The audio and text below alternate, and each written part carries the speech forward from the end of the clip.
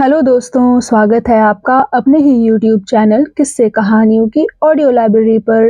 दोस्तों, हम सुन रहे हैं मुंशी प्रेमचंद्र द्वारा रचित उनकी अंतिम रचना मंगलसूत्र का अंतिम भाग। अच्छा, इससे पहले कि हम आगे बढ़ें, मैं आशा करती हूँ कि आपने अभी तक इस चैनल को सब्सक्राइब कर लिया होगा और अगर नहीं किया है तो अभी कर लीजिए। तो चलिए शुरू करते हैं आज का भाग। देव कुमार सोच रहे थे कि अगर सारा विश्व एकात्म है तो फिर यह भेद क्यों है? क्यों एक आदमी जिंदगी भर बड़ी से बड़ी मेहनत करके भी भूखों मरता है और दूसरा आदमी हाथ पांव ना हिलाने पर भी फूलों की सेज पर सोता है? यह सर्वात्म है या घोर अनात्म? बुद्धि जवाब देती, यहाँ सभी स्वाधीन है, सभी को अपनी शक्ति और साधना के हिसाब से उन्नति करने का अवसर है। मगर शंका पूछती, सबको समान अवसर कहाँ है? बाजार लगा हुआ है, जो चाहे वहां से अपनी इच्छा की चीज खरीद सकता है, मगर खरीदेगा तो वही जिसके पास पैसे हैं, और जब सबके पास पैसे नहीं हैं, तो सबका बराबर का अधिकार कैसे माना जाए? इस तरह का आत्ममंथन उनके जीवन में कभी ना हुआ था। उनकी साहित्यिक बुद्धि ऐसी व्यवस्था से संतुष्ट तो हो ही ना सकती थी, पर उनके सामने ऐसी कोई गुत्थी ना पड़ी थी जो इस प्रश्न को वैयक्तिक अंत तक ले जाती। इस वक्त उनकी दशा उस आदमी की सी थी जो रोज मार्ग में ईंटें पड़ी देखता है और बचकर निकल जाता है। रात को कितने लोगों को ठोकर लगती होगी, कितनों के हाथ पैर टूटते होंगे, इसका ध्यान उसे नहीं आता। मगर एक दिन जब वह खुद रात को ठोकर खाकर अपने घुटने फोड़ लेता है तो उसकी निवारण शक्ति हट करने लगती है और वह उस सारे ढेर को मार्ग से हटाने को तैयार हो जाता है। देव कुमार को वही ठोकर लगी थी। कहाँ है न्याय? कहाँ है? एक गरीब आदमी किसी खेत से बालें नोचकर खा लेता है, कानून उसे सजा देता है। दूसरा अमीर आदमी दिन दहाड़े दूसरों को लूटता है और उसे पदवी मिलती है, सम्मान मिलता है। कुछ आदमी तरह तरह के हथियार बांध कर आते हैं और निरीह दुर्बल मजदूरों पर आतंक जमाकर अपना गुलाम बना लेते हैं। लगान, टैक्स, महसूल और कितने ही नामों से उसे लूटना शुरू करते हैं और आप लंबा लंबा वेतन उड़ाते हैं, शिकार खेलते हैं, नाचते हैं, रंगरेलियां मनाते हैं। यही है ईश्वर का रचा हुआ संसार, यही न्याय है। हाँ, देवता हमेशा रहेंगे और हमेशा रहे हैं। उन्हें अब भी संसार धर्म और नीति पर चलता हुआ नजर आता है। वे अपने जीवन की आहुति देकर संसार से विदा हो जाते हैं, लेकिन उन्हें देवता क्यों कहो, कायर कहो, स्वार्थी कहो, आत्मसेवी कहो, देवता वह है जो न्याय की रक्षा करे और उसके लिए प्राण दे दे। अगर वह जानकर अनजान बनता है तो धर्म से फिरता है, और अगर उसकी आंखों में यह कुव्यवस्था खटकती ही नहीं तो वह अंधा भी है और मूर्ख भी, देवता किसी तरह नहीं। यहाँ देवता बनने की जरूरत भी नहीं। देवताओं ने ही भाग्य, ईश्वर और भक्ति की मिथ्याएं फैलाकर इस अनीति को अमर बनाया है। मनुष्य ने अब तक इसका अंत कर दिया होता, या समाज का ही अंत कर दिया होता, जो इस दशा में जिंदा रहने से कहीं अच्छा होता। नहीं, मनुष्यों को मनुष्य बनना पड़ेगा। दरिंदों के बीच में उनसे लड़ने के लिए हथियार बांधना पड़ेगा। उनके पंजों का शिकार बनना देवतापन नहीं बल्कि जड़ता है। आज जो इतने तालुकेदार और राजे हैं, वह अपने पूर्वजों की लूट का ही आनंद तो उठा रहे हैं। और क्या उन्होंने वह जायदाद बेचकर पागलपन नहीं किया? पितरों को पिंड देने के लिए गया जाकर पिंड देना और यहाँ आकर हजारों रुपए खर्च करना क्या जरूरी था? रातों को मित्रों के साथ मुजरे सुनना और नाटक मंडली खोलकर हजारों रुपए उसमें डुबाना अनिवार्य था? वह अवश्य पागलपन था। उन्हें क्यों अपने बाल बच्चों के भविष्य की चिंता नहीं हुई? अगर उन्हें मुफ्त की संपत्ति मिली और उन्होंने उसे उड़ाया, तो उनके लड़के क्यों ना मुफ्त की संपत्ति भोगें? अगर वह जवानी की उमंगों को नहीं रोक सके तो उनके लड़के क्यों तपस्या करें। अंत में उनकी शंकाओं को इस धारणा से तस्कीन हुई कि इस अनीति भरे संसार में धर्म अधर्म का विचार गलत है, आत्मघात है और जुआ खेलकर या दूसरों के लोभ और आसक्ति से फायदा उठाकर संपत्ति खड़ी करना उतना ही बुरा या अच्छा है जितना कानूनी दांव पेच से। बेशक वह महाजन के 20,000 रुपए के कर्जदार हैं। नीति कहती है कि उस जायदाद को बेचकर उसके 20,000 रुपए दे दिए जाएं, बाकी उन्हें मिल जाएं। अगर कानून कर्जदारों के साथ इतना न्याय भी नहीं करता तो कर्जदार भी कानून में जितनी खींचतान हो सके उतनी ही खींचतान करके महाजन से अपनी जायदाद वापस लेने की चेष्टा करने में किसी अधर्म का दोषी नहीं ठहर सकता। इस निष्कर्ष पर उन्होंने शास्त्र और नीति के हर एक पहलू से विचार किया और वह उनके मन में जम गया। अब यह विचार किसी तरह नहीं हिल सकता और यद्यपि इससे उनके चिर संचित संस्कारों को आघात लगता था, पर वह ऐसे प्रसन्न और फूले हुए थे मानो उन्हें कोई नया जीवन मंत्र मिल गया हो। एक दिन उन्होंने सेठ गिरधर दास के पास जाकर साफ साफ कह दिया, अगर आप मेरी जायदाद वापस ना करेंगे तो मेरे लड़के आपके ऊपर दावा करेंगे। गिरधर दास नए जमाने के आदमी थे, अंग्रेजी में कुशल, कानून में चतुर, राजनीति में भाग लेने वाले, कंपनियों में हिस्से लेते थे और बाजार अच्छा देखकर माल बेच देते थे। एक शक्कर का मिल खुद चलाते थे। सारा कारोबार अंग्रेजी ढंग से करते थे। उनके पिता सेठ मक्कू लाल भी यही सब करते थे, पर पूजा पाठ दान दक्षिणा से प्रायश्चित करते रहते थे। गिरधर दास पक्के जड़वादी थे, हर एक काम व्यापार के कायदे से करते थे। कर्मचारियों का वेतन पहली तारीख को देते थे, मगर बीच में किसी को जरूरत पड़े तो सूद पर रुपए देते थे। मक्कूलाल जी साल साल भर वेतन न देते थे, पर कर्मचारियों को बराबर पेशगी देते रहते थे। हिसाब होने पर उनको कुछ देने के बदले कुछ मिल जाता था। मक्कूलाल साल में 2-4 बार अफसरों को सलाम करने जाते थे, डालियां देते थे, जूते उतार कर कमरे में जाते थे और हाथ बांधे खड़े रहते थे। चलते वक्त आदमियों को 2-4 रुपए इनाम दे आते थे। गिरधर दास म्युनिसिपल कमिश्नर थे, सूट बूट पहनकर अफसरों के पास जाते थे, बराबरी का व्यवहार करते थे और आदमियों के साथ केवल इतनी रियायत करते थे कि त्योहारों में त्योहारी दे देते थे, वह भी खूब खुशामद कराकर। अपने हकों के लिए लड़ना और आंदोलन करना जानते थे, मगर उन्हें ठगना असंभव था। देव कुमार का कथन सुनकर सेठ जी चकरा गए। उनकी बड़ी इज्जत करते थे, उनकी कई पुस्तकें पढ़ी थी और उनकी रचनाओं का पूरा सेट उनके पुस्तकालय में था। हिंदी भाषा के प्रेमी थे और नागरी प्रचार सभा को कई बार अच्छी रकम दान दे चुके थे। पंडों पुजारियों के नाम से चिढ़ते थे। दूषित दान प्रथा पर एक पैम्फलेट भी छपवाया था। लिबरल विचारों के लिए नगर में उनकी ख्याति थी। मक्कूलाल मारे मोटापे के जगह से हिल न सकते थे।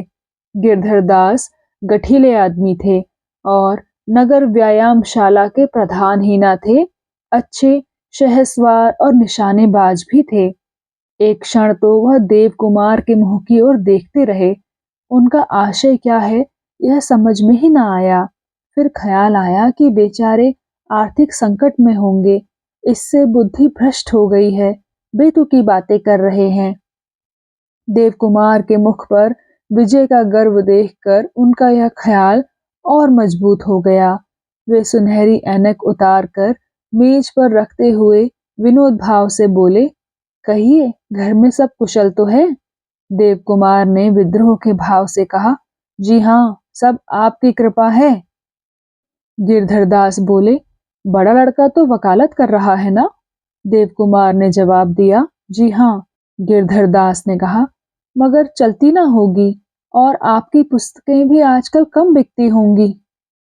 यह देश का दुर्भाग्य है कि आप जैसे सरस्वती के पुत्रों का यह अनादर।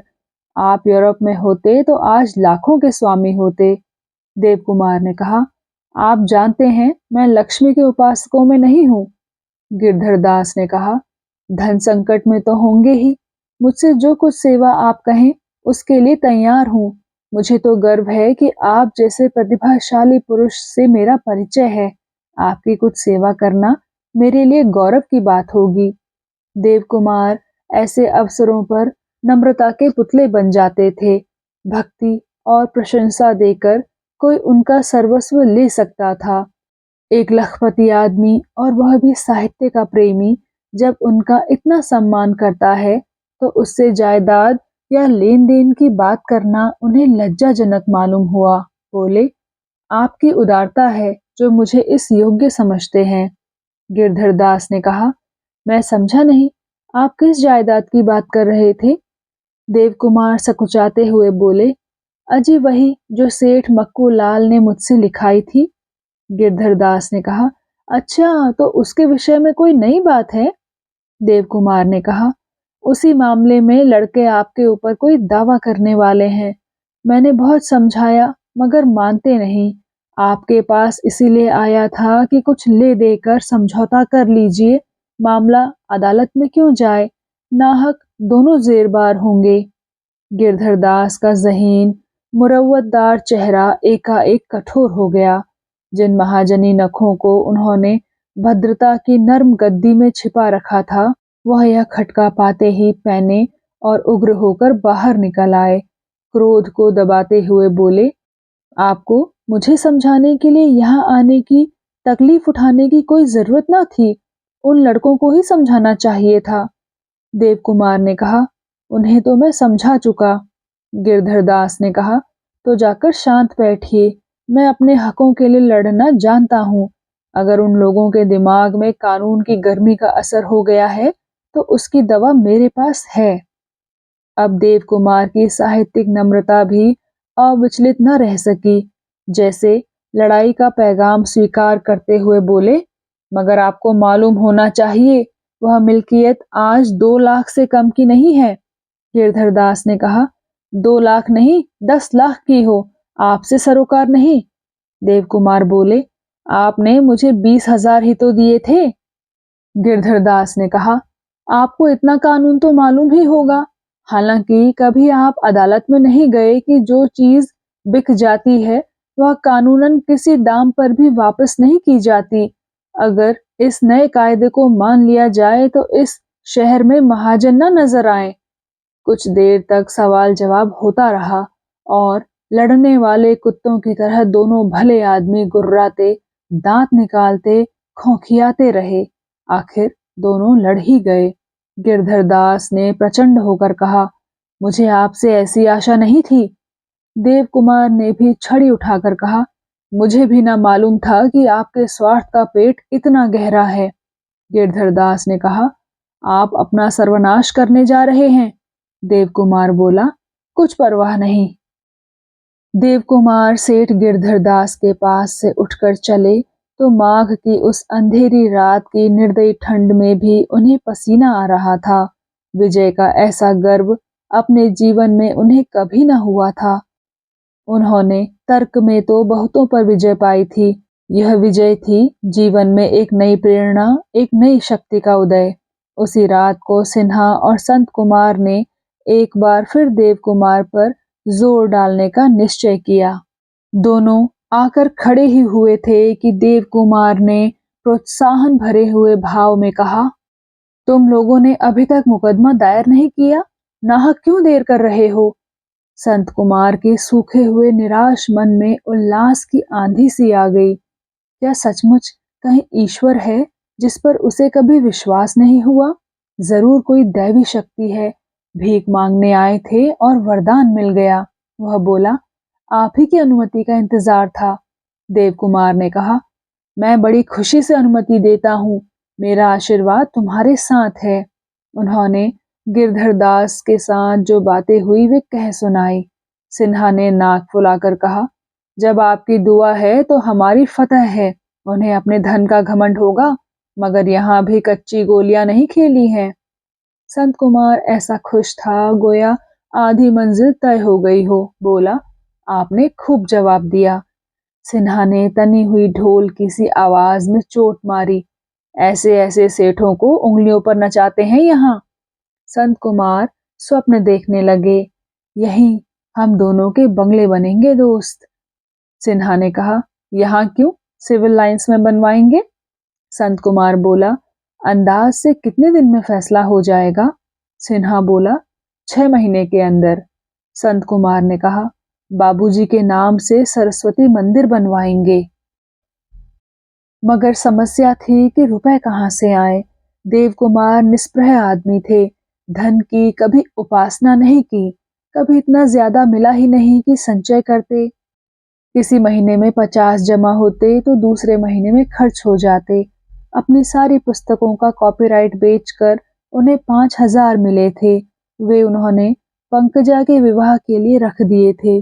अब ऐसी कोई सूरत नहीं थी जहां से कोई बड़ी रकम मिलती। देव कुमार ने समझा था संत कुमार घर का खर्च उठा लेगा और वे कुछ दिन आराम से बैठेंगे या घूमेंगे। लेकिन इतना बड़ा मंसूबा बांधकर वे अब शांत कैसे बैठ सकते थे। उनके भक्तों की काफी तादाद थी। 2-4 राजे भी उनके भक्तों में थे, जिनकी यह पुरानी लालसा थी कि देव कुमार जी उनके घर को अपने चरणों से पवित्र करें और वे अपनी श्रद्धा उनके चरणों में अर्पण करें। मगर देव कुमार थे कि उन्होंने कभी किसी दरबार में कदम नहीं रखा। अब अपने प्रेमियों और भक्तों से वे आर्थिक संकट का रोना रो रहे थे और खुले शब्दों में सहायता की याचना कर रहे थे। वह आत्मगौरव जैसे किसी कब्र में सो गया हो। शीघ्र ही इसका परिणाम निकला। एक भक्त ने प्रस्ताव किया कि देव कुमार जी की 60वीं सालगिरह धूमधाम से मनाई जाए और उन्हें साहित्य प्रेमियों की ओर से एक थैली भेंट की जाए। क्या यह लज्जा और दुख की बात नहीं है कि जिस महारथी ने अपने जीवन के 40 वर्ष साहित्य सेवा पर अर्पण कर दिए, वह इस वृद्धावस्था में भी आर्थिक चिंताओं से मुक्त ना हो। साहित्य यों नहीं फल फूल सकता जब तक हम अपने साहित्य सेवियों का ठोस सत्कार करना ना सीखेंगे। साहित्य कभी उन्नति ना करेगा। और दूसरे समाचार पत्रों ने मुक्त कंठ से इसका समर्थन किया। अचरज की बात यह थी कि वह महानुभव जिनका देव कुमार से पुराना साहित्यिक वैमनस्य था, वे भी इस अवसर पर स्वयमेव ही उदारता का परिचय देने लगे। बात चल पड़ी। एक कमेटी बन गई। एक राजा साहब उसके प्रधान बन गए।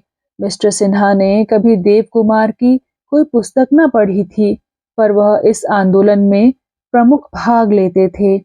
मिस कामत और मिस मलिक की ओर से भी समर्थन हो गया। महिलाओं को पुरुषों से पीछे न रहना चाहिए। जेठ में तिथि निश्चित हुई।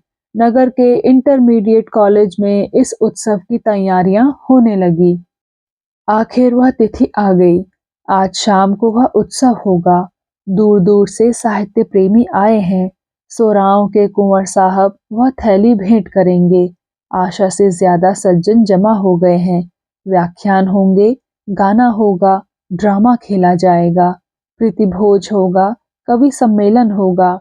शहर में दीवारों पर पोस्टर लगे हुए हैं। सभ्य समाज में अच्छी हलचल है। राजा साहब सभापति हैं। देव कुमार को तमाशा बनने से नफरत थी। पब्लिक जलसों में भी कम आते जाते थे, लेकिन आज तो बारात का दूल्हा बनना ही पड़ा। ज्यों-ज्यों सभा में जाने का समय समीप आता था, उनके मन पर एक तरह का अवसाद छाया जाता था। जिस वक्त उनको थैली भेंट की जाएगी और वह हाथ बढ़ाकर लेंगे, वह दृश्य कैसा लज्जाजनक होगा। जिसने कभी धन के लिए हाथ नहीं फैलाया, वह इस आखिरी वक्त में दूसरों का दान ले। यह दान ही है और कुछ नहीं। एक क्षण के लिए उनका आत्मसम्मान विद्रोही बन गया। इस अवसर पर उनके लिए शोभा तो यही देता है कि वह थैली पाते ही उसी जगह किसी सार्वजनिक संस्था को दे दें। उनके जीवन के आदर्श के लिए यही अनुकूल होगा। लोग उनसे यही आशा रखते हैं। इसी में उनका गौरव है। देव कुमार पंडाल में पहुंचे तो उनके मुख पर उल्लास की झलक न थी। वह कुछ खिसियाए से लगते थे। नेकनामी की लालसा एक ओर खींचती थी, लोभ दूसरी ओर। मन को कैसे समझाएं कि यह दान दान नहीं, उनका हक है। लोग हंसेंगे, आखिर पैसे पर टूट पड़ा। उनका जीवन बौद्धिक था और बुद्धि जो कुछ करती है नीति पर कसकर करती है। नीति का सहारा मिल जाए तो फिर वह दुनिया की परवाह नहीं करती। वह पहुंचे तो स्वागत हुआ, मंगलगान हुआ, व्याख्यान होने लगे जिसमें उनकी कीर्ति गाई गई। मगर उनकी दशा उस आदमी की सी हो रही थी जिसके सिर में दर्द हो रहा हो। उन्हें इस वक्त इस दर्द की दवा चाहिए। देवकुमार को कुछ अच्छा नहीं लग रहा है। सभी विद्वान हैं, मगर उनकी आलोचना कितनी उथली ऊपरी है, जैसे कोई उनके संदेशों को समझा ही नहीं। जैसे यह सारी वाह वाह और सारा यशगान अंधभक्ति के सिवा और कुछ ना था। कोई भी उन्हें नहीं समझा। किस प्रेरणा ने 40 साल तक उन्हें संभाले रखा? वह कौन सा प्रकाश था जिसकी ज्योति कभी मंद नहीं हुई? सहसा उन्हें एक आश्रय मिल गया और उनके विचारशील पीले मुख पर हल्की सी सुर्खी दौड़ गई। यह दान नहीं, प्राइवेट फंड है जो आज तक उनकी आमदनी से कटता जा रहा था। क्या वह दान है? उन्होंने जनता की सेवा की है, तन मन से की है, इस धुन से की है जो बड़े से बड़े वेतन से भी नहीं की जा सकती थी। पेंशन लेने में क्या लाज आए? राजा साहब ने जब थैली भेंट की तो देव कुमार के मुंह पर गर्व था, हर्ष था और विजय थी। तो दोस्तों, कैसा लगा आपको ये भाग और ये पूरी कहानी? कृपया कमेंट सेक्शन में आकर ज़रूर बताइएगा। मैं मिलूंगी आपसे ऐसी ही किसी और कहानी के साथ। तब तक के लिए धन्यवाद।